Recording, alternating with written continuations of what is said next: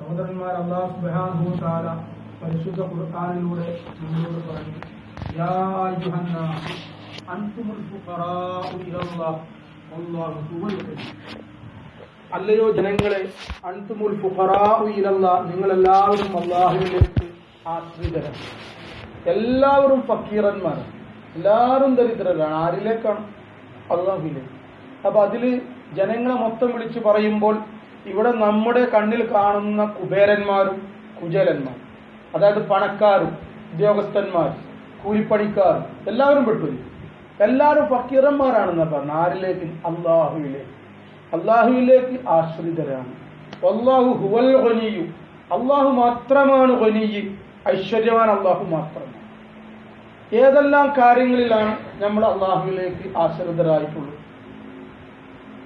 നമ്മൾ മനുഷ്യർ എന്ന് പറഞ്ഞാൽ, പ്രത്യേകിച്ച് മനുഷ്യർ അവരുടെ കുറേ ആഗ്രഹങ്ങളുടെ ഒരു കൂമ്പാരമാണ് മനുഷ്യർ, അല്ലേ? എല്ലാ ആഗ്രഹങ്ങളും വീടിയിട്ട് മരണപ്പെടുന്ന പോയവർ വളരെ ചുരുക്കമാണ്. ആഗ്രഹങ്ങളില്ലാത്തവർ മാത്രമേ ഉണ്ടാവുള്ളൂ. നമ്മൾക്ക് ആഗ്രഹങ്ങളുണ്ട്, നമുക്ക് ആവശ്യങ്ങളുണ്ട്. ആഗ്രഹങ്ങൾ എന്ന് പറഞ്ഞാൽ അത് കൂടാതെയും ജീവിക്കാൻ നമുക്ക്, ആവശ്യങ്ങൾ എന്ന് പറഞ്ഞാൽ അത് കൂടാതെ ജീവിക്കൽ പ്രയാസമാണ്. ഉദാഹരണമായിട്ട് നമുക്ക് വിശപ്പ് വന്നു കഴിഞ്ഞാൽ നമുക്ക് ഭക്ഷണം കഴിക്കൽ നമ്മുടെ ആവശ്യമാണ്. അത് കഞ്ഞി ആയാലും മതി, റൊട്ടി ആയാലും മതി, ബിരിയാണി തന്നെ വേണമെന്ന് പറഞ്ഞത് അത് ആഗ്രഹമാണ്. ചിലരൊക്കെ പറയാം അഭിമോഹാനത്തോണം, ആഗ്രഹമാണ്. കാരണം അതില്ലാതെ നമുക്ക് ജീവിക്കാൻ പറ്റും. ദാഹം വന്നു, വെള്ളം കുടിക്കാം, അത് ആവശ്യമാണ്.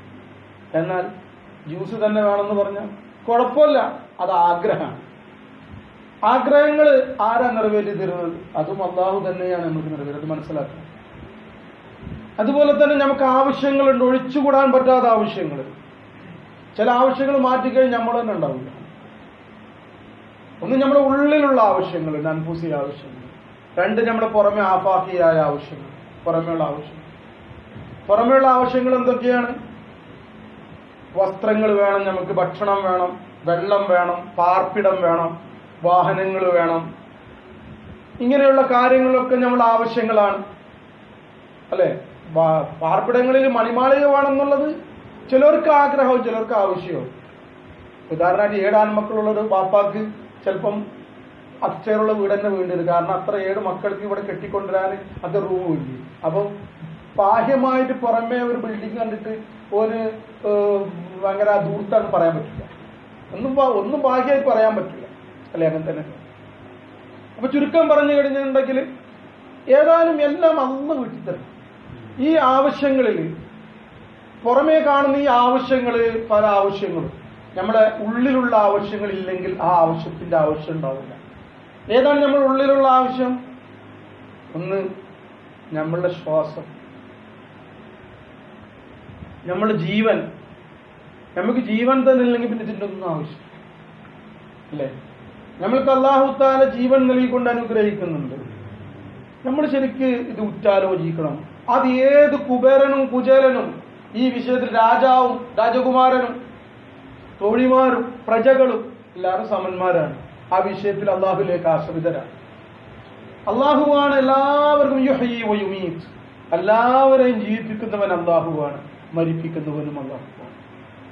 നമുക്ക് അള്ളാഹു നൽകുന്ന ജീവൻ, ആ ജീവൻ എന്നുള്ള പ്രതിഭാസത്തെ കണ്ടെത്താൻ ഇതൊരുക്കാർക്കും സാധ്യമായിട്ടില്ല. ജീവൻ എന്താണ്? അതിന്റെ നിറം എന്താണ്?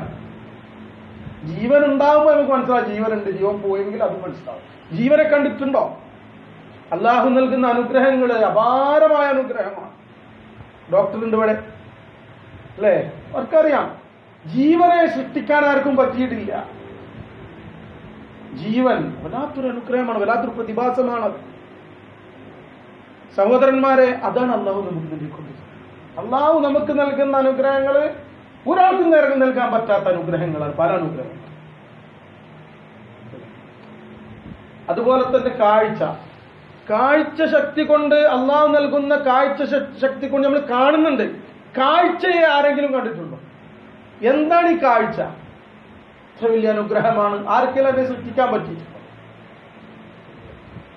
നമ്മൾക്കുള്ള ബ്ലഡ് ഇതുവരെക്കും സൃഷ്ടിക്കാൻ പറ്റിയിട്ടുണ്ടോ? അല്ലേ? നമ്മൾ ഷെയ്ഖുന ഇടക്കിടക്ക് പറയാറുള്ളതാണ്. രക്തത്തിൽ എന്തെല്ലാമാണ് ചേർന്നിട്ടുള്ള, എന്തെല്ലാം അണുക്കളാണുള്ളത്, എന്തെല്ലാം കണ്ടന്റാണ് രക്തത്തിലുള്ളത് എന്ന് ശാസ്ത്രത്തിനറിയാം. എത്രയോ പുരോഗമിച്ച ശാസ്ത്രം. ഇന്നും ബ്ലഡ് ബാങ്കിന്റെ ആവശ്യമുണ്ട്. ബ്ലഡ് ഉൽപ്പാദിപ്പിക്കുന്ന ഒരു ഫാക്ടറി നിർമ്മിക്കാൻ ആർക്കും സാധ്യതയില്ല, അല്ലെ? ബ്ലഡ് ഉൽപ്പാദിപ്പിക്കുന്ന ഒരു ഫാക്ടറി തീർക്കാറും കണ്ടെത്തിയിട്ടില്ല. സഹോദരന്മാർ, ഇവിടെയാണ് അള്ളാഹുവിലേക്ക് നമ്മൾ ശരിക്കും അള്ളാഹുവിലേക്ക് മടങ്ങണം. അള്ളാഹു നൽകുന്ന അനുഗ്രഹങ്ങളോട് സൃഷ്ടിക്കും നൽകാൻ പറ്റിയിട്ടില്ല, മറ്റുമില്ല. അള്ളാഹുവാണ് നമ്മുടെ ചെറുതും വലുതുമായ എല്ലാ ആവശ്യങ്ങളും. അൽഹംദുലില്ലാഹ്. ഞാൻ പറഞ്ഞു വരുന്നത് ഈ വിഷയം ശരിക്ക് പറഞ്ഞിട്ടുണ്ടെങ്കിൽ ഇതിനെ ശരിക്ക് നമ്മളെ പ്രബുദ്ധരാക്കാൻ വേണ്ടിയിട്ടാണ്, നമുക്ക് ഉത്ബോധനം ചെയ്യാൻ വേണ്ടിയിട്ടാണ് അല്ലാഹു തആല പ്രവാചകന്മാരയച്ചത്.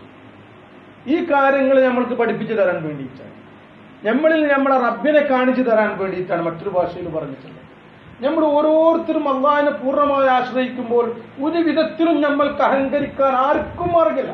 ഒരു വലിയ പണ്ഡിതനാണെന്ന് വിചാരിച്ചോ, അല്ലെങ്കിൽ വലിയൊരു സയന്റിസ്റ്റ് ആണെന്ന് വിചാരിച്ചോ, വലിയൊരു സ്കോളറാണ്, അത് മതപരമായ അല്ലെങ്കിലും ഓരോ അറിവുകളും അല്ലാഹു തആല നൽകുന്നത് കൊണ്ടല്ലാതെ ആർക്കും ലഭിച്ചിട്ടില്ല. അള്ളാഹുവിന്റെ ഖജനാവിൽ നിന്നാണ് എല്ലാവർക്കും നൽകപ്പെട്ട അനുഗ്രഹങ്ങൾ. അത് രാമാനുജനായാലും ശരി, സി വി രാമനായാലും ശരി, അംബേദ്കർ ആയാലും ശരി, APJ അബ്ദുൽ കലാം ആയാലും ശരി, ഏത് തലത്തിൽ വിരാജിക്കുന്നവരായാലും ശരി, അള്ളാഹു അവന്റെ ഖജനാവിൽ നിന്ന് നൽകിയ ഇൽമല്ലാതെ അവർക്ക് സ്വന്തമായൊരു ഇൽമില്ല. ഈ അറിവുകൾ തന്നെ അല്ലാഹു തആല നൽകിയ ആ ബുദ്ധിശക്തിയിൽ നിന്നും അല്ലാഹു തആല വല്ല സെറിബ്രത്തിനോ സെറിബെല്ലത്തിനോ അല്ലെങ്കിൽ ഞരമ്പിന്റെ ഏതെങ്കിലും ഒന്നിനോ ഒരു കേട് വരുത്തിയാൽ അതെല്ലാം മറന്നു പോകാനേ മനുഷ്യർക്കുള്ളൂ. നമ്മൾ മനസ്സിലാക്കണം, ഇത്ര വലിയ അനുഗ്രഹങ്ങളുടെ പേരാമാരി വഹിച്ചുകൊണ്ട് നമ്മൾ നടക്കുകയാണ്. ഈ അനുഗ്രഹദാതാവിനെ നമ്മൾ മറന്നു. ഇവിടെയാണ് നമ്മൾക്ക് വന്ന പ്രശ്നങ്ങൾ എടുക്കുന്നത്. പലരും പറയും, എന്ത് പ്രശ്നമാണ് നമുക്ക് സംഭവിച്ചിട്ടുള്ളത്, നമ്മൾ എന്ത് അക്രമം പ്രവർത്തിച്ചു, നമ്മൾ എന്ത് തെറ്റ് ചെയ്തു എന്ന് പറയും. തെറ്റ് ചെയ്ത് നിങ്ങൾ നിസ്കരിക്കുന്നുണ്ട്, നമ്മൾ നോമ്പ് നോക്കുന്നുണ്ട്, എല്ലാം ചെയ്യുന്നുണ്ട്, കാരുണ്യ പ്രവർത്തനം ഒക്കെ ചെയ്യുന്നുണ്ട്. പക്ഷേ നമുക്ക് കാരുണ്യം തുരുത്തുരാതെ കൊണ്ടിരിക്കുന്ന റബ്ബിനെ മറന്നു, ആ അനുഗ്രഹങ്ങളെ മറന്നുകൊണ്ട് നമ്മളെല്ലാം ചെയ്യണം. ഒരു പിതാവ്, ആ പിതാവിന് 2 മക്കളുണ്ട്. ഒരു മോന് പിതാവിനനുസരിക്കും, പിതാവ് ആണ് എല്ലാവരെയും പിച്ച വെച്ച് വളർത്തി, അവന് വേണ്ടതെല്ലാം ചെയ്തു കൊടുത്തു, അവൻ വലുതായി, അനുഗ്രഹങ്ങളൊക്കെ കിട്ടി, അവന് വലിയ ആളായി. അതിനുശേഷം ഒരു മോൻ എന്ത് ചെയ്യുന്നു, പിതാവിനോട് തെറ്റാണ്, പിതാവിനെ കുറ്റം പറയും, പുറത്തു പോയി. പിതാവ് പറഞ്ഞത് അനുസരിക്കില്ല, അവനുപ്പ പറഞ്ഞത് അനുസരിക്കില്ല, ഉമ്മ പറഞ്ഞത് അനുസരിക്കില്ല, അവരെ തെറി പറയും, പുറത്തു പോയിട്ടാണ് കുറ്റം പറയുന്നത്. പക്ഷേ പൊതുജനങ്ങൾക്ക് എല്ലാ നല്ല കാര്യങ്ങളും കൊടുത്തുകൊണ്ടിരിക്കും. ജനങ്ങൾക്ക് ദാഹിക്കുന്നവർക്ക് ജലം കൊടുക്കാൻ പോകുന്നു, അവർ ഭക്ഷണമില്ലാത്തവർക്ക് ഭക്ഷണം കൊടുക്കുന്നു, ആഹാരമില്ലാത്തവർക്ക് ആഹാരം കൊടുക്കുന്നു. എല്ലാവിധ കാരുണ്യ പ്രവർത്തനങ്ങളും അവൻ മുന്നിലുണ്ട്.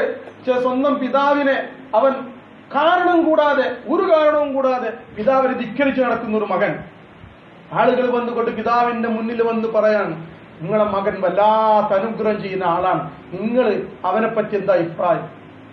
വാപ്പ എന്താ പറയാ, അങ്ങനത്തെ ഒരു മോനനില്ല എന്ന് വിചാരിച്ചോളിരിക്കുന്നത്. മോൻ എന്ത് ചെയ്തിട്ട് എന്താ കാര്യം? അവൻ ഈ അവസ്ഥയിലേക്ക് എത്തി, എന്നെ അവൻ മറന്നു, എന്നെ അവൻ ധിക്കരിച്ചു, എന്നെ കുറ്റം പറഞ്ഞു നടക്കുന്നു. അവൻ യഥാർത്ഥ കാരുണ്യവാനാണെങ്കിൽ ആദ്യം കാരുണ്യം ചെയ്യേണ്ടത്, ആദ്യം നന്ദി ചെയ്യേണ്ടത് ഇവിടെയായിരുന്നു, അവന്റെ ഉമ്മയെയായിരുന്നു, അവന്റെ ഉപ്പയായിരുന്നു. അവരെല്ലാം ഒഴിവാക്കിക്കൊണ്ട് എല്ലാ രംഗത്തും കാരുണ്യ പ്രവർത്തനം നടത്തി. ഇതാണ് മഹാത്മാഗാന്ധിയുടെയും മദർ തെരേസയുടെയും മറ്റുള്ള ആളുകളുടെയും വിധി. ഇസ്ലാമിൽ എല്ലാ അനുഗ്രഹങ്ങളും ചെയ്തുകൊണ്ടിരിക്കുന്ന അള്ളാഹുവിനെ മറന്നുകൊണ്ട് എന്ത് കാരുണ്യ പ്രവർത്തനം നടത്തിയിട്ട് എന്താണ് കാര്യം? ഇത് നമ്മൾ മനസ്സിലാക്കണം, ഇത് നമ്മൾ ഓരോരുത്തരും ഉറ്റാലോചിക്കേണ്ടതാണ്. ആ പിതാവ് അവനൊരിക്കലും കേട്ടില്ല, അത് ഇവിടെ വന്ന് തൗബ ചെയ്ത് മടങ്ങട്ടെ, ഇന്ന് അവന്റെ കാരുണ്യ പ്രവർത്തനങ്ങൾ എല്ലാം കബൂൽ, എല്ലാം സ്വീകാര്യമാണ്. എന്റെ മോന് ദൈവനാണ്, അവൻ ഒരു കാരുണ്യം ചെയ്തിട്ടില്ലെങ്കിലും അവന് കാരുണ്യം ചെയ്തവരോട് നന്ദിയുള്ളവരാണ്. അവൻ മറ്റുള്ളവർക്ക് കാരുണ്യം ചെയ്തവർക്ക് നിർബന്ധമില്ല, പക്ഷെ അവന് കാരുണ്യം ചെയ്തവരോട് കാരുണ്യം ചെയ്തവർക്ക് നിർബന്ധമാണ്, അല്ലെ? ഇത് തന്നെയാണ് നമ്മൾ പറയുന്നത്. അതുകൊണ്ട് എല്ലാവരും അല്ലാഹുവിൽ ആശ്രയിച്ചു കൊണ്ടിരിക്കുന്നു. നമ്മൾ മനസ്സിലാക്കണം, നമ്മളെ ഓരോ ആവശ്യം, അത് ചെറുതാവട്ടെ വലുതാവട്ടെ, ഈ ആവശ്യങ്ങൾക്ക് നമ്മളിവിടെ ചിന്തിക്കേണ്ട കാര്യം, ഇവിടെ നമ്മൾ ശ്രദ്ധിക്കേണ്ട കാര്യം, നമ്മൾ ഇങ്ങനെയുള്ള കാര്യങ്ങൾക്ക് ആരിലേക്കാണ് നമ്മൾ മടങ്ങുന്നത്? ഇതിൽ ബോധവാന്മാരാണ്. ഇത് ബോധവാന്മാരാണെങ്കിൽ മാത്രമേ അള്ളാഹുവിന് നന്ദിയുള്ള അടിമകളി നമ്മൾ. അല്ലാഹു തആല പറയുന്നതാണ്, നിങ്ങൾ നന്ദിയുള്ള അടിമകളായിട്ട് മാറും. നന്ദിയുള്ള അടിമകളായി മാറിയിട്ടില്ലെങ്കിൽ എന്താണ് ഉണ്ടാവുക? പ്രകൃതിക്ഷോഭങ്ങൾ ഉണ്ടാകും. ഞാൻ പറയേണ്ടത് എന്ത് തെറ്റ് പറ്റിപ്പോയി നമ്മളൊന്നും തെറ്റ് ചെയ്തിട്ടില്ല. ഇത്ര എല്ലാവരും പറഞ്ഞു അള്ളാന്റെ അതാബ്. എന്ത് അതാബ്? അള്ളാഹു താലാണ് എന്ത് നമ്മൾ ചെയ്തു? അള്ള പറയാണ് പ്രകൃതിക്ഷോഭങ്ങൾ ഉണ്ടാക്കും, പ്രശ്നങ്ങൾ ഉണ്ടാക്കും. അള്ള പറഞ്ഞുണ്ട് പരിശുദ്ധ ഖുർആൻ. അള്ള പറഞ്ഞു ലഇൻ ശകർതും ലഅസീദന്നകും, നിങ്ങൾ എനിക്ക് നന്ദി ചെയ്യുകയാണെങ്കിൽ നിങ്ങൾക്ക് നാം വർദ്ധിപ്പിച്ചു തരാം. അള്ള പറഞ്ഞു നന്ദി ചെയ്യും. ഇതെല്ലാം നൽകിയത് ഞാനാണെന്ന് കണ്ടാൽ മതി, വേറെ ഒന്നും അള്ള പറഞ്ഞു. എന്തിത്ര മലമറിക്കാണൊന്നുമില്ല. അതിന് നിഷേധിക്കുക അല്ലല്ല ചെയ്തത്. ഇത് ചെയ്തത് ഞാനാണെന്ന് പറഞ്ഞു അല്ല, ആ അമ്പലത്തിലുള്ള ആ വിഗ്രഹമാണ് എനിക്ക് ചെയ്തത്, ഈ ദൈവമാണ് എനിക്ക് ചെയ്തത് അല്ലെ. മറ്റമ്പലത്തിലുള്ള വിഗ്രഹങ്ങളാണ്, ബിംബങ്ങളാണ് എനിക്ക് ചെയ്തത്. അതല്ലെങ്കിൽ ആ പള്ളിയിലുള്ള ആ യേശുവിന്റെ യേശു പുത്രനാണ് എനിക്ക് ചെയ്തത്. ഇങ്ങനെ ഓരോരുത്തരിലേക്ക് പോയി അല്ല ചെയ്തതിന് നിഷേധിക്കുകയാണ്. എത്ര പറഞ്ഞാലില്ല അവരെന്നാണ് ചെയ്തത്. എന്നാ മുസൽമാനോ എന്റെ ഉപ്പയാണ് ചെയ്തത്, എന്റെ വാപ്പയാണ് ചെയ്തത്, എന്റെ പണമാണ് ചെയ്തത്, എന്റെ ജോലിയാണ് ചെയ്തത്, എന്റെ അധ്വാനമാണ് ചെയ്തത്. അല്ല എവിടെ ചെയ്തു? കണ്ടോ? ഇതിനാണ് ശിർക്ക് എന്ന് പറയുന്നത്. അതേ സ്ഥാനത്ത് നിങ്ങൾ അതിൽ നിന്നൊക്കെ മാറിയിട്ട് ഇതെല്ലാം അള്ളാഹുവാണ് എനിക്ക് തന്നെ, അള്ളാഹു ചെയ്ത് അള്ളാഹു ഒന്ന് കണ്ടാൽ മതി, ഒന്ന് പറഞ്ഞാൽ മതി. അള്ളാഹു താല വർദ്ധിപ്പിച്ച് അനുഗ്രഹങ്ങൾ വർദ്ധിപ്പിച്ചു തരും. കോറികൾ വെട്ടി, നിങ്ങൾ പാറകൾ പൊളിച്ചു, ശരിയായിക്കോട്ടെ, സാരല്ല. ഇനിയും അത് തകർക്കാൻ എനിക്കറിയാം. പാറകളല്ല നിങ്ങളെ തടുത്തു നിർത്തിയത്, ഞാൻ തന്നെയാണ്. പാറകൾ ഒരു മാധ്യമം മാത്രമാണ്. ഇനിയും നിങ്ങൾക്ക് ഞാൻ അനുഗ്രഹം ചെയ്യാം. പക്ഷെ എന്ത് വേണം?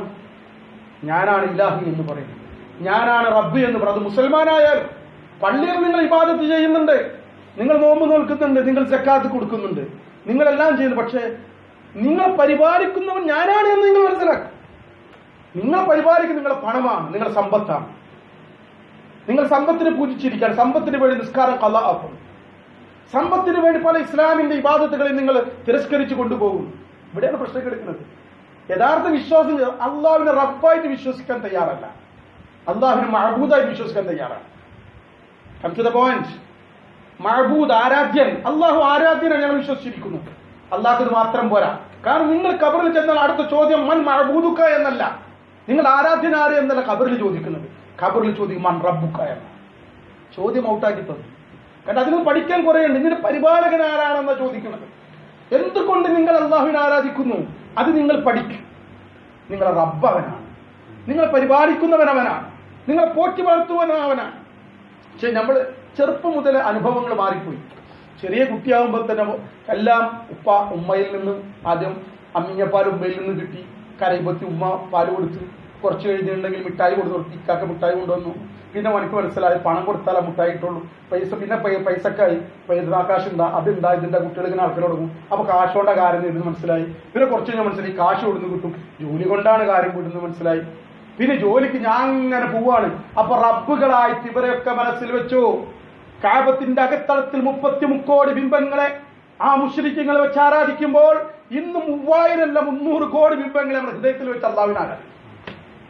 എന്തൊരാഭാസം! ഇതിനെ തിരുത്താനാണ് മശായഖന്മാര്, ത്വരീഖത്തിന്റെ മശായഖന്മാർ പരിശ്രമിച്ചുകൊണ്ടിരിക്കുന്നത്.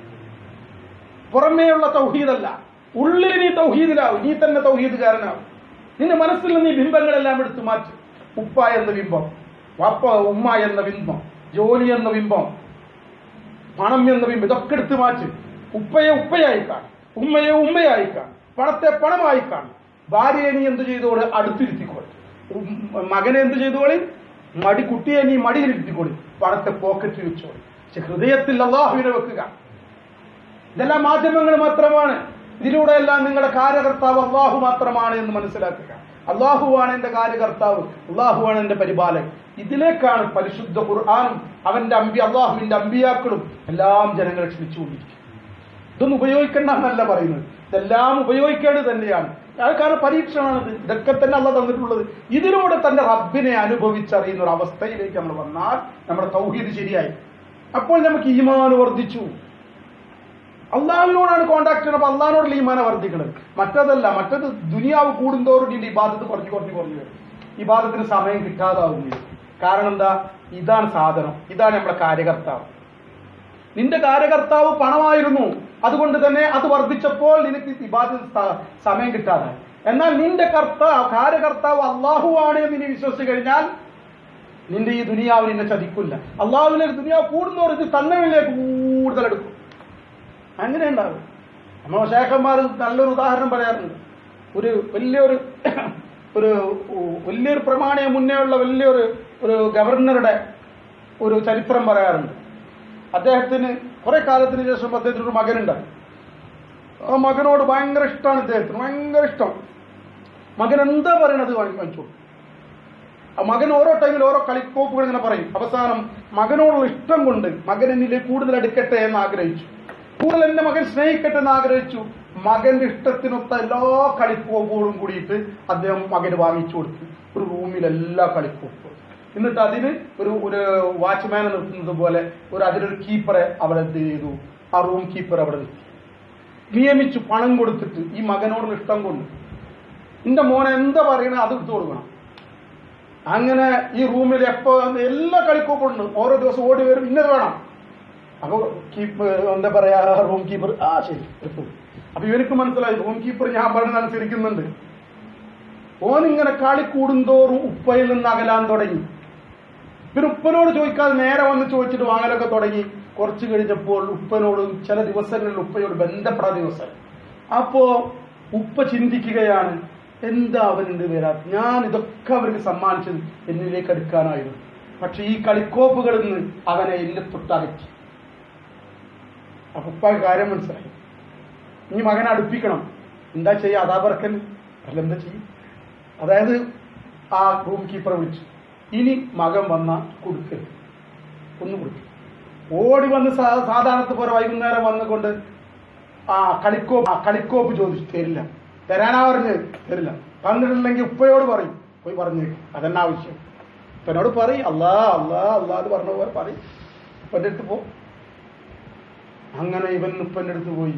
ഉപ്പാൻ്റെ അടുത്ത് ഇങ്ങനെ വരുന്നുണ്ടാവും. വരാൻ തന്നെ നാണം. ഇനിയിപ്പോൾ എങ്ങനെ പറയും. കുറച്ച് ദിവസം ഉപ്പാൻ്റെ അടുത്ത് പോയിട്ട് ഉപ്പാൻ്റെ അടുത്ത് വന്നപ്പോൾ പോയി, ചെന്തേ മോനെ, അതെല്ലാം എൻ്റെ കീഴിലായിരുന്നു.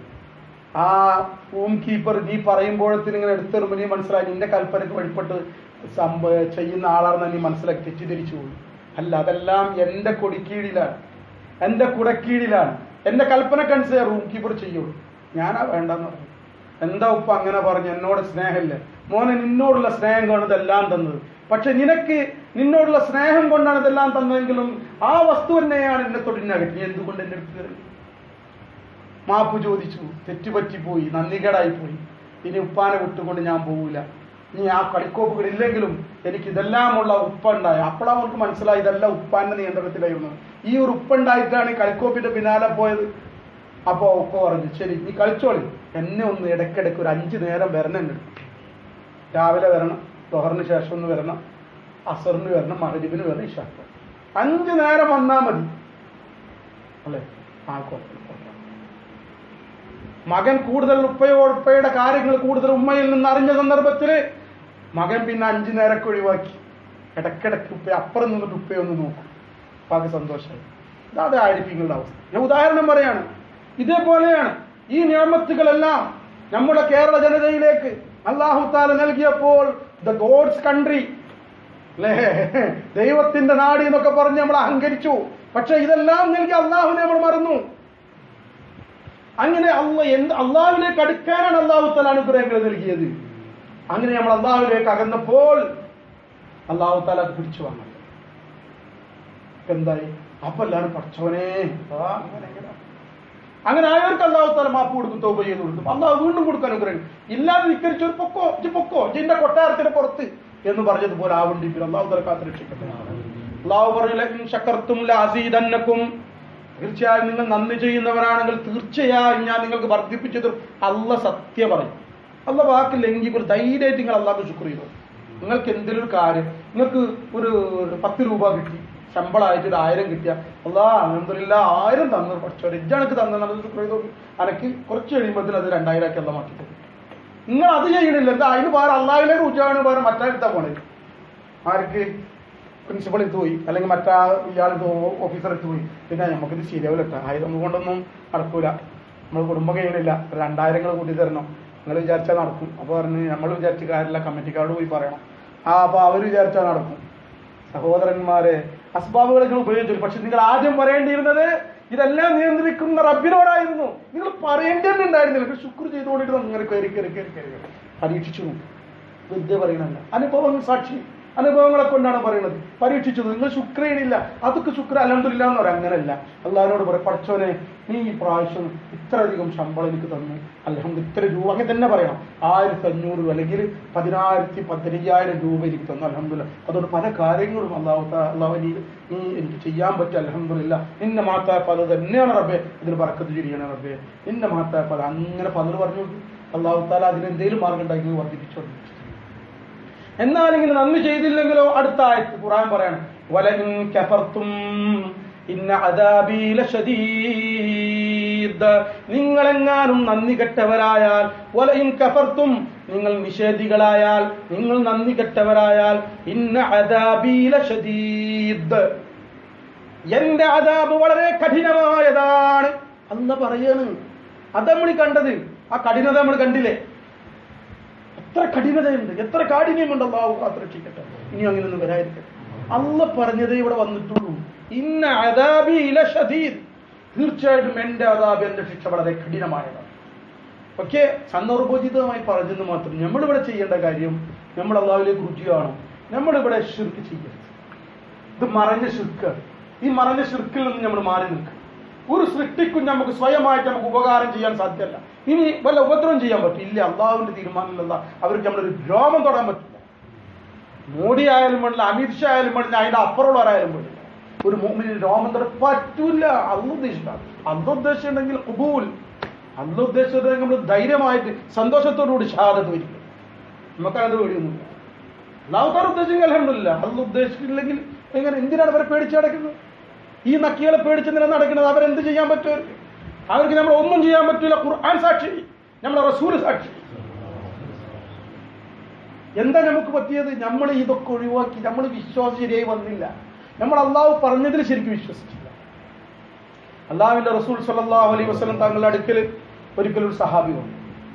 ആ സഹാബി ഒന്ന് പറഞ്ഞു, അള്ളാഹുവിന്റെ റസൂലെ, അങ്ങ് എനിക്കൊരു കാര്യം പറഞ്ഞു തരണം. അതങ്ങ് പറഞ്ഞു തന്നാൽ അതിനുശേഷം മറ്റുള്ളവരോട് എനിക്ക് അതിനെപ്പറ്റി ചോദിക്കേണ്ട ആവശ്യമില്ല. വളരെ ചെറിയൊരു വാക്ക് പറഞ്ഞു. അല്ലാഹുവിന്റെ റസൂൽ ഖുൽ ആമൻതു ബില്ലാഹ് സുമ്മ ഇസ്തഖിം. അത്ര പറഞ്ഞു.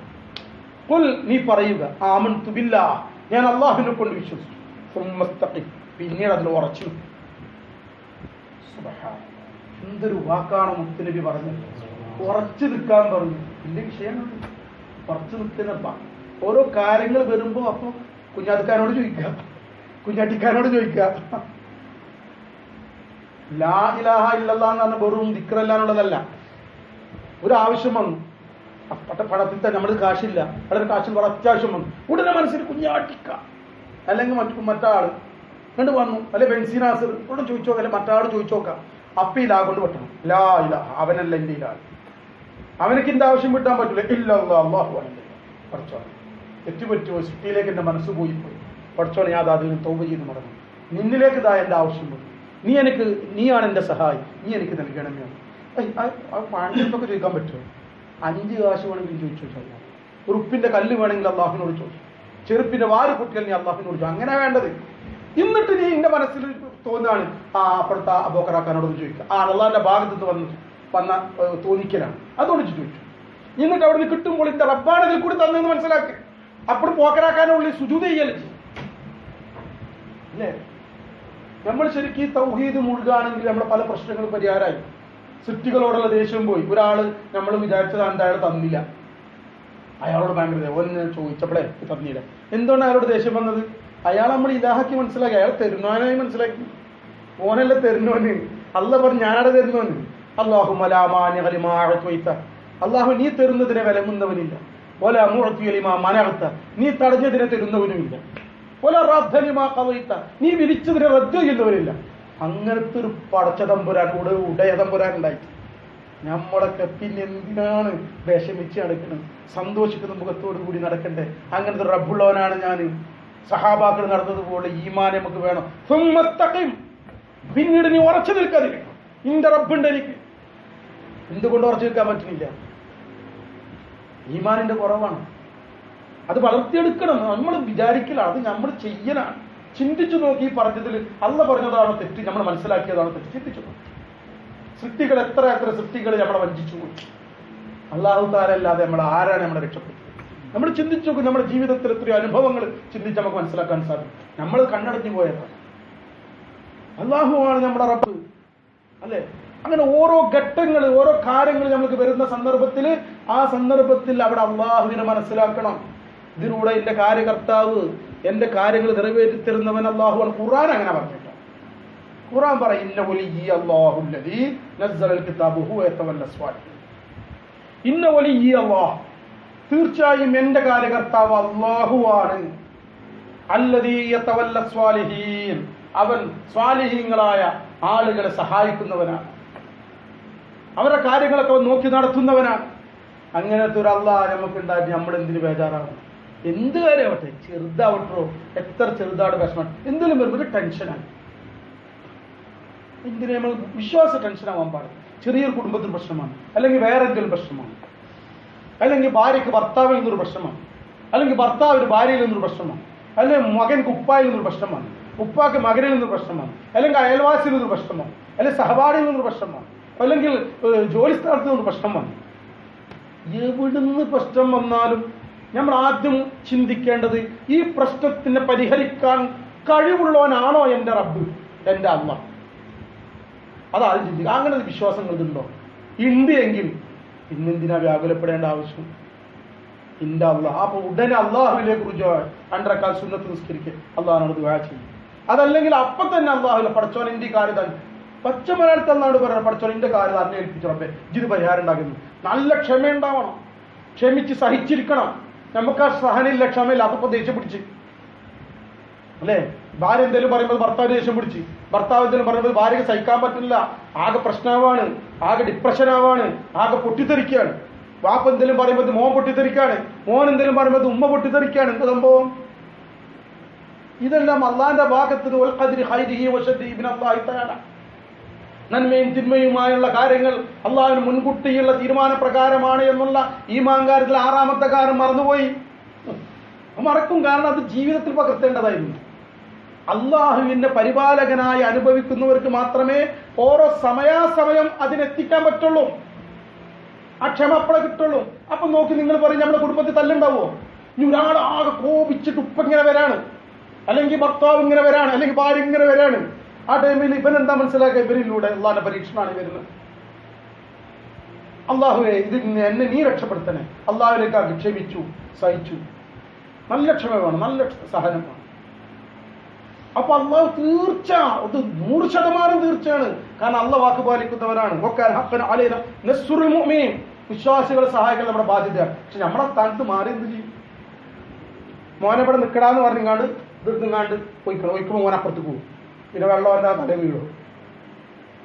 വെള്ളം ഒഴിച്ചോട് മോനോട് നിൽക്ക്. എന്നിട്ട് നിൽക്കാതെ അപ്പുറം പോയിട്ട് അവൻ പറയും ഇന്റെ തലേക്ക് വെള്ളം ഒഴിക്കൂല, ഓന എന്റെ ഉപ്പച്ചി അവിടാണ് ഒഴിക്കണത്, അല്ലെ എന്റെ ഉപ്പച്ചി ഇവിടാണ് ഒഴിക്കണത്.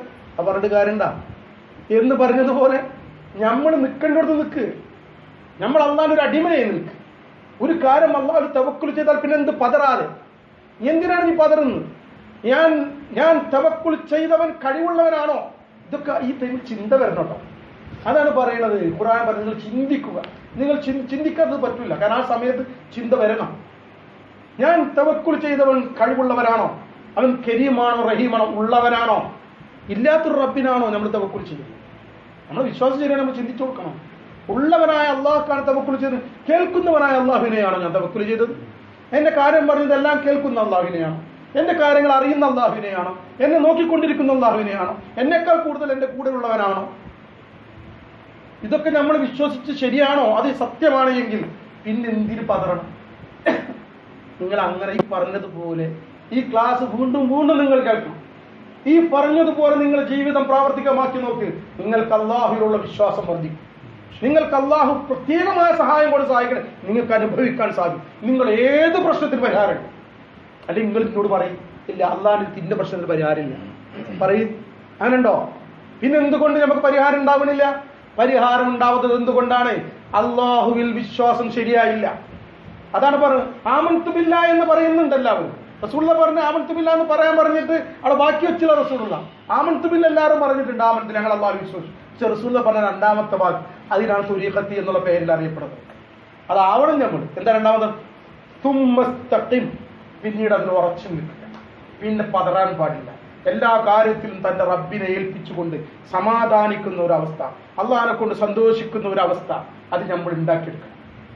അതിനാണ് മുറാക്കബ. മശൈഖമാർ മുറാക്കബ, കണ്ണടച്ചുകൊണ്ട് ധ്യാനിക്കുക, അൻഫാസ് ദിക്റുള്ള ധ്യാനിക്കൽ. എന്താണ് ഇതെല്ലാം? ഇങ്ങനെ ചിന്തിക്കുക, അള്ളാഹിന്റെ കഴിവുകളെ സംബന്ധിച്ച് ചിന്തിക്കുക, അള്ളാഹും അവന്റെ അടിമയും തമ്മിലുള്ള ബന്ധങ്ങളെ പറ്റി ഖുർആൻ പറഞ്ഞതിനെ ചിന്തിക്കുക. അപ്പോഴത് ശരിയായി വരുള്ളൂ. അങ്ങനല്ലേ? ഇതിനെ സംബന്ധിച്ച് ഉറ്റാലോചിക്കണം നമ്മൾ. അല്ലാഹുവിന്റെ റസൂൽ സല്ലല്ലാഹു അലൈഹി വസല്ലം തങ്ങൾ പറഞ്ഞു, നബി സല്ലല്ലാഹു അലൈഹി വസല്ലം തങ്ങൾ പറഞ്ഞു, മുഅ്മിനിന്റെ കാര്യം വളരെ അത്ഭുതകരമാണ്. ഇദാ അസ്വാബഹു സർറാഉ ശകറ. അവന് ഒരു സന്തോഷകരമായ കാര്യം അവനെത്തിയാൽ അവൻ എന്ത് ചെയ്തു? ശക്കർ, അവൻ നന്ദി ചെയ്തു. ഫകാന ഖൈറൻ ലഹു, അത് അവന് ഖൈറായി. വഇദാ അസ്വാബഹു ളർറാഉ, ഇനി അവനൊരു പ്രയാസകരമായ ഒരു കാര്യം വന്നു. ഇതൊക്കെ വയല് കേൾക്കാനോ വയല് പറയാനുള്ളതല്ല. അതാ പറയണേ, ഇത് ജീവിതത്തിൽ പകർത്താനുള്ളതാണ്. വഇദാ അസ്വാബഹു ളർറാഉ, ഇനി അവനൊരു പ്രയാസകരമായ കാര്യമോ സ്വബറ, അവൻ ക്ഷമിച്ചു. ഫകാന ഖൈറൻ, അത് ഓർച്ചു. എന്തുകൊണ്ടാണ് ഇവൻ ക്ഷമിക്കുന്നത്? എന്തുകൊണ്ടാണ് ഇവൻ നന്ദി ചെയ്തത്? രണ്ടും ഈ തൗഹീദിന്റെ അടിസ്ഥാനത്തിലാണ്. ഇതിന്റെ റബ്ബിന്റെ മുൻകൂട്ടി തീരുമാനമല്ലാതെയല്ല. എന്റെ റബ്ബിന്റെ മുൻകൂട്ടി തീരുമാനമുണ്ടായത് കൊണ്ട് തന്നെയാണ് ഈ വിഷയം എന്നിലേക്ക് വന്നിട്ടുള്ളത്. അതുകൊണ്ട് അള്ളാന്റെ ഭാഗത്തുള്ളതായിട്ട് അവൻ ക്ഷമിക്കണം. അങ്ങനല്ല, ഓളെ കൊണ്ടാണ് അല്ലെങ്കിൽ ഓനെ കൊണ്ടാണ്, അങ്ങനെ അള്ളാന്റെ അടുത്ത് കിട്ടാൻ പറ്റില്ല. പിന്നെ ഓൻ കാട്ടിയതൊക്കെ എന്താ? ഓൻ കാട്ടുന്നേക്ക് കണ്ടിട്ടാണ്. ഇതാണ്, അവിടുന്ന് മാറണം. ഈ ഓൻ കാട്ടിയത് മാത്രം നിൽക്കല്ലേ. അള്ളാഹു താല ഉദ്ദേശിക്കാതെ ഓർക്ക് കാട്ടാൻ പറ്റുമെന്നുള്ളതാണ് ചിന്തിക്കേണ്ടത്. അവിടെയാണ് വിഷയം. അള്ളാഹു എന്റെ മേലൊരു പരീക്ഷണം അവനെ കൊണ്ട് വെച്ചത് കൊണ്ട് മാത്രമാണ് ഓന്റെ കാട്ടിൽ കാട്ടാൻ പറ്റിയത്. അതല്ലെങ്കിൽ ഓന് കാട്ടാൻ പറ്റുമോ? രാത്രിയാണ്, റസൂലുള്ളാഹിനെ ചർച്ചയ്ക്ക് വിളിച്ചിരിക്കുകയാണ് ദൂതന്മാര്. ചർച്ച നടന്നുകൊണ്ടിരിക്കുകയാണ്. പെട്ടെന്ന് ജിബ്രീൽ അലൈഹി സ്വലാം വന്ന അള്ളാഹുവിന്റെ റസൂലിനോട് മാറി വല്ലാത്തൊരു പാറ വന്നിട്ട് ഇരിക്കുന്ന സ്ഥലത്ത് സ്പോട്ട് കൃത്യം റസൂലിനെ. എന്താ സംഭവം? ഒരു ജൂതൻ മേലെ കൊണ്ട് പാറ എടുത്ത് വിട്ടു ഉരുട്ടിയിട്ട് റസൂലിനെ തലയിൽ കിട്ടാൻ പോയിട്ട് ജിബ്രീൽ അലൈഹി സ്വലാം മാറ്റി. റസൂലുള്ളാഹിനെ രക്ഷിച്ചു കേട്ടോ. അപ്പൊ അള്ളാഹു ഉദ്ദേശിച്ചില്ല, അവൻ ഉപകാരം അള്ളാഹു അവന്റെ ആഗ്രഹം വീട്ടിയിലുണ്ട്. അവൻ വന്ന് തൊള്ളിയും പ്രയാസപ്പെട്ട് അവൻ തള്ളിട്ട് ഓന്റെ ആവശ്യം വീട്ടിയല്ല, ഓന്റെ ആഗ്രഹവും വീടി. പക്ഷെ അള്ളാഹു റസൂൽ കണ്ടോ, ഫിറഔനെ മുക്കിക്കൊന്നു അള്ളാഹു താല. എന്താ കാരണം? അള്ളാഹു ഉദ്ദേശിച്ചാണ് മുക്കിക്കൊല്ലണം. അപ്പൊ അള്ളാഹിന്റെ തീരുമാനം നടക്കുള്ളൂ. ആര് ഓന് കാട്ടിയാലും കാട്ടട്ടെ, അള്ളാഹു നിന്റെ മേലൊരു ബലായിൽ എത്തിക്കാൻ ഉദ്ദേശിച്ചത് കൊണ്ട് മാത്രമാണ്. അതെന്തിനാണ് എനിക്ക് പരീക്ഷണത്തിന് വേണ്ടിയിട്ട്. നന്മയും അങ്ങനെ തന്നെയാണ്. ഒരു നന്മയും ഒരാളും, അതാണ് പറയുന്നത്, പോയിട്ട് വെറുതെ കെട്ടിപ്പറിച്ച് വീണ് കണ്ട് അവരെ പൂജിക്കാനൊന്നും നിൽക്കണ്ടെന്ന് പറയണം. ഒരു നന്മ ഒരാൾ ചെയ്തിട്ടുണ്ടെങ്കിൽ അവനക്ക് താങ്ക്സ് കൊടുക്കണമൊക്കെ ചെയ്യണം. പക്ഷെ അത് അള്ളാഹു ഉദ്ദേശിച്ചോട് മാത്രം നമുക്ക് നന്മ ചെയ്ത്, അല്ലെങ്കിൽ നമ്മൾക്ക് ആർക്കും ഒരു നന്മയും ചെയ്തു തരാൻ പറ്റില്ല. ഒരു പോസ്റ്റ് മാൻ, ആ പോസ്റ്റ് മാന് സ്ഥിരമായിട്ട് എല്ലാ മാസവും വന്ന്, ഞാൻ നിർത്താൻ പോകണട്ടാ, സ്ഥിരമായി എല്ലാ മാസവും വന്നിട്ട് മണി ഓർഡർ, ഭർത്താവിന്റെ മണി ഓർഡർ ഇങ്ങനെ ഓൾക്ക് പെമ്പറന്നോള് കൊടുക്കും 1000 റുപ്യ. ആ പെമ്പറന്നോള് സാധാരണ നിലക്ക് ആൾക്കാർ എന്താ ചെയ്യാ, ആയിട്ട് വാങ്ങി ഒരു 10 റുപ്യ 20 റുപ്യ സന്തോഷത്തിന് കൊടുക്കും. താങ്ക്സ് അടിക്കണം. അല്ല അയാളെ വാടാ ഇജ്ജെന്നല്ല, എന്റെ ഭർത്താവാണ് ഇജ്ജാര് എന്ന് പറയണ്ടെന്ന് പറയാൻ പാടില്ല. അത് ഒരു മാന്യതല്ല. പക്ഷെ അയാളിലൂടെയാണല്ലോ സന്തോഷം കിട്ടി, ഒരു ശുക്ർ, ഒരു താങ്ക്സ് ഒക്കെ കൊടുക്കണം, അതൊക്കെ വേണം. അതേസമയത്ത് ഒരു പെണ്ണ് ഭയങ്കര അയാൾക്ക് ചായ കൊടുക്കണേ ഒന്നാണ്ട് 1000 റുപ്യ കൊടുക്കുന്ന ഒരു പെണ്ണ്. അത് കേട്ട് ഒരു ദിവസം കേട്ട് ആ പോസ്റ്റ്മാൻ മരിച്ചു. അതോടുകൂടി ഓള് കരച്ചിലും മിരിച്ചിലും, എനിക്ക് മാസത്തില് കൊണ്ടുവരുന്ന ആളാണ്, 5000 റുപ്യ മാസം തരുന്ന ആളാണ്, ഇൻഡോനല്ലേ എനിക്ക് തരുന്നല്ലേ, മരിച്ചല്ലോ. അങ്ങനെ കരച്ചിലോട് കരച്ചിൽ. അപ്പൊ കുറച്ച് കഴിഞ്ഞാൽ അതല്ല മറ്റേ അടുത്ത ഇവിടുത്തെ പോസ്റ്റ്മാനാ വെച്ചത്, എൻ്റെ അവിടുത്തെ പോസ്റ്റ്മാനല്ല. ആ സന്തോഷമായി. പിന്നെ വന്നപ്പാട് കെട്ടിപ്പിടിക്കലും ഇതാക്കലും ഇത് കൊടുത്തിരിക്കലും ചായ കൊടുക്കലും കുളിപ്പിക്കലും. അല്ലാ നിങ്ങൾ മരിച്ചെന്ന് വിചാരിച്ചാണ് ഞാൻ എന്താ. ഇങ്ങനെ ആരെങ്കിലും ചെയ്യോ? ചെയ്ത് നമ്മളെന്താ പറയാ, മണ്ടൂസം എന്നല്ല പറയാ. ഒരു ബുദ്ധിയില്ലാത്തവരാണ് ഇതെന്നല്ല ഇപ്പം നമ്മളൊക്കെ ചെയ്യണത്. ഈ പോസ്റ്റ്മാൻ ഒരു മാധ്യമം മാത്രമാണ്.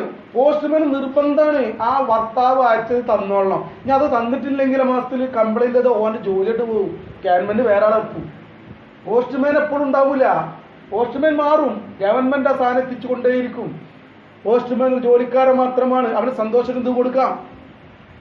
എന്ന് പറഞ്ഞ ഇതെല്ലാം പോസ്റ്റ്മാൻമാരാണ് ഈ ലോകത്തുള്ള എല്ലാവരും.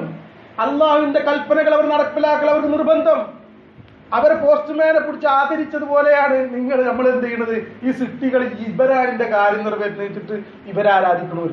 ചിലർ ബിംബങ്ങളെ ആരാധിക്കണം, ചിലർ ജീവിച്ചിരിക്കുന്നവർ ആരാധിക്കുന്നതാണ് ഇവരാണിന്റെ കാര്യം പോയിട്ട് വെച്ചാണ്. എത്ര വലിയ അബദ്ധത്തിലാണ് നമ്മൾ. നിസ്കരിക്കാൻ ഈ ഭാഗത്തൊക്കെ അള്ളാഹ് പള്ളി ചെയ്യും. കാര്യങ്ങളൊക്കെ കിട്ടുന്നത് പണവും ഈ ആൾക്കാരും. ഇത് മാറണം. ഈ പോസ്റ്റ്മാൻ ഈ സ്ത്രീ കണ്ട ഭാവന അത് തെറ്റാണ്, അതിൽ മാറണം. അതേസമയം താങ്ക്സ് വേണം, സന്തോഷങ്ങളൊക്കെ വേണം. എന്നാൽ ഇതിലൂടെ യഥാർത്ഥ ഒരു ഭാര്യയാണെങ്കിൽ, ബുദ്ധിയുള്ളവളാണെങ്കിൽ അവളെന്താണ് ഈ പോസ്റ്റ്മാനെ കാണുമ്പോൾ തന്നെ ഭർത്താവിനാണ് അവന്റെ മനസ്സിൽ ഓർമ്മ കേട്ടാ. ഭർത്താവ് അയച്ചിട്ടുണ്ടാവും, അതാ വരുന്നുണ്ട്. പോസ്റ്റ്മാനെ കണ്ടോടുകൂടി ഭർത്താവിന്റെ മുഖമാണ് അവളുടെ മനസ്സിൽ വന്നത്. പോസ്റ്റ്മാന്റെ മുഖം കണ്ടില്ല. ചിലപ്പോൾ പോസ്റ്റ്മാനെ അയാളെ മോറെന്നെ ചിന്തിച്ചിട്ടുണ്ടാവും. അവളുടെ മുഖത്ത് അവളുടെ മനസ്സിൽ മുഴുവൻ തന്റെ ഭർത്താവിന്റെ ആ പുഞ്ചിരിയുള്ള മുഖമാണ് എന്ന് പറഞ്ഞതുപോലെ അവളൊരു ആരിഫായ ഒരു വിശ്വാസി.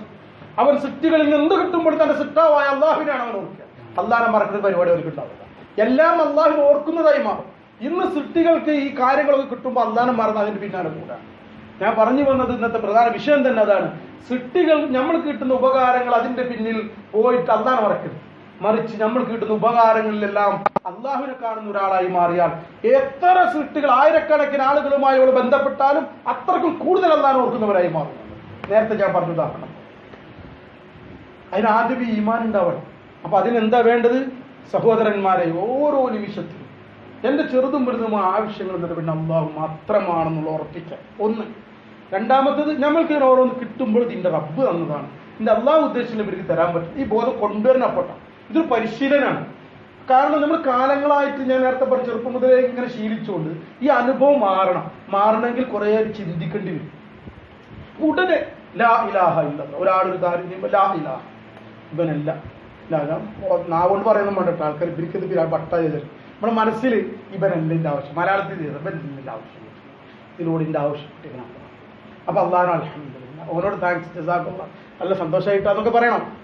കാരണം എന്റെ റബ്ബ് ഇവരിലൂടെ അല്ലേ എനിക്ക് തന്നാൽ സന്തോഷം കാണിക്കണം അല്ലേ. എന്നിട്ട് അള്ളാഹു ശുക്ർ ചെയ്തു. അങ്ങനെ എന്ത് ലഭിക്കുമ്പോഴും അള്ളാഹുവിൽ നിന്ന് വാങ്ങി അള്ളാഹുവിന്റെ ആളായി മാറി. അപ്പൊ എന്താ അതുകൊണ്ട് കിട്ടേണ്ടത്? തവക്കുൽ. എന്തൊരു വിഷയം ഉണ്ടെങ്കിൽ നിങ്ങൾ അള്ളാഹുവിന്റെ വേണ്ടി. കാരണം എല്ലാം അള്ളാഹുവാണ് എനിക്ക് ചെയ്തു തരുന്നത് എന്ന് വരുമ്പോൾ നമ്മൾ എല്ലാ കാര്യവും അള്ളാഹുവിനെ അർപ്പിക്കുന്നവരായി മാറും. എന്തൊരു കാര്യം നിങ്ങൾ തീരുമാനിച്ച ഉടനെ അള്ളാഹുവിനെ, നിങ്ങൾക്ക് നാളെ ഒരു കാര്യം ചെയ്യാനുണ്ട്, എല്ലാം സെറ്റായി, വാഹനം ശരിയായി, എല്ലാം ശരിയായി, എങ്കിലും അള്ളാഹിനോട് പറഞ്ഞു, പഠിച്ചോ നിന്റെ തൗഫീഖാണ്, വാഹനങ്ങളൊക്കെ ശരിയായിരിക്കണം, നാളെ പോകാനുള്ളതാണ്, അള്ളാഹു എളുപ്പമാക്കി കാട്ടുന്നത്, ഇതിന്റെ പ്രത്യേക സഹായം എനിക്ക് നൽകണം, ഞാനിത് ആ കാര്യം ഇതിന്റെ പ്രത്യേക സംരക്ഷണത്തിൽ കാര്യങ്ങൾ നടത്തി അള്ളാഹിനോട് പറയാം. ഇങ്ങനെ ഓരോ കാര്യങ്ങളും നമ്മൾ അള്ളാഹുവിനോട് പറഞ്ഞിട്ട് ഇങ്ങനൊരു ശീലം ഉണ്ടാക്കി. അങ്ങനെ എപ്പോഴും അള്ളാഹുമായി ബന്ധപ്പെടുന്ന ശീലം. അപ്പോ സദാസമയം ഇബാദത്ത് ചെയ്യുന്ന ആൾക്കാരായി മാറും. 5 വക്ത് മാത്രമല്ല, എല്ലാ സമയത്തും നമ്മൾ അള്ളാഹുവിന്റെ തൗഹീദിലായി മാറും, അള്ളാഹുവിനെ ഓർക്കുന്നവരായി മാറും. അപ്പൊ അതെന്നാണ് ഈമാൻ എന്നൊക്കെ പറയും. അപ്പൊ നമുക്ക് അള്ളാഹ് ഇഷ്ടമില്ലാത്ത കാര്യങ്ങൾ ചെയ്യാൻ തോന്നൂല, കൂടുതൽ ഇബാദത്ത് ചെയ്യാൻ തോന്നും, അള്ളാഹ് ശുക്റിന് വേണ്ടിയിട്ട് ഇബാദത്ത് വർദ്ധിപ്പിക്കാൻ തോന്നും, അള്ളാഹു വിരോധിച്ചാണ് മാറിക്കാൻ തോന്നും അല്ലേ. അള്ളാഹു തആല തൗഫീഖ് നൽകട്ടെ. ബാക്കി കാര്യങ്ങൾ ഇൻഷാ അല്ലാഹ് പിന്നീട് പറയാൻ നമ്മുടെ സമയങ്ങളായി തുടങ്ങി.